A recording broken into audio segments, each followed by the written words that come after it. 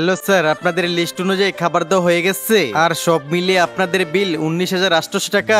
রাজু খাবারের বিল দেওয়ার জন্য ব্যাগ খুলে দেখতে পেল ব্যাগের ভিতরে কোনো টাকাই নাই। তাহলে রাজু এখন খাবারের বিল দিবে কিভাবে? রাজু খাবারের বিল আমি দিতেছি। বড় ছেলে রাজুর সম্মান বাঁচানোর জন্য ছেলের পার্টিতে এসে মা নিজেই বিল দেয়। এই নাও তোমাদের খাবারের বিল।